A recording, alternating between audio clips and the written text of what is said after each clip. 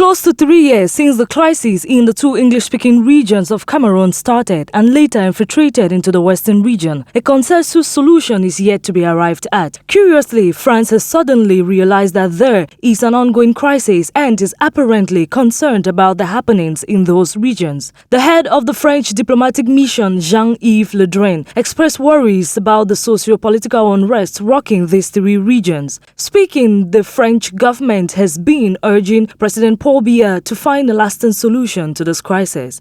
Answering questions last Saturday, May 28, 2019, before the Foreign Affairs Committee of the National Assembly, Minister Jean-Yves Le Drian explained the position of the French government on the situation in several countries on the African continent, including that of Cameroon. He expressed deep concerns about the degrading situation, particularly in the English part of the country.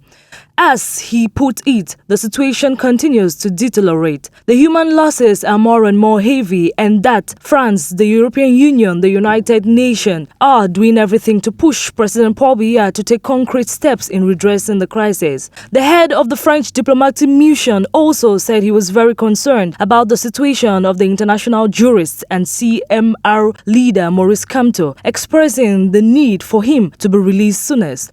Meanwhile, other nationwide protests organized by the Cameroon Renaissance Movement for Saturday, June 1st, has been banned in some parts of Douala. The divisional officers of Douala 1, 4 and 5 have all banned the protests in their command unit, citing security reasons.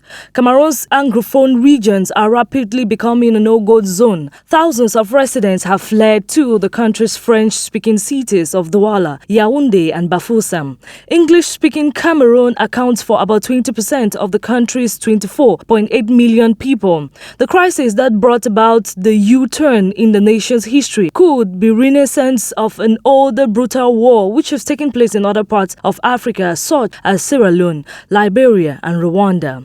During these wars, the world's major power did little as millions were slaughtered. Some later apologized for their inaction. Those lessons seem to be repeating themselves in Cameroon. Countries like France, the United States of America and China have used carefully worded statements calling for an end to hostilities, but no concrete actions have yet been initiated.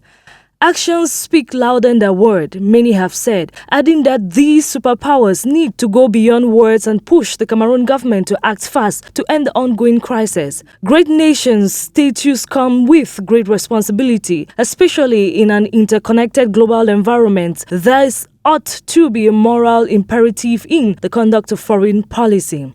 The protest began on October 6, 2016 as a sit-in-down strike initiated by the Cameroon Anglophone Civil Society Consortium is fast gaining the status of a civil war and thus need immediate remedy before the situation becomes irreversible.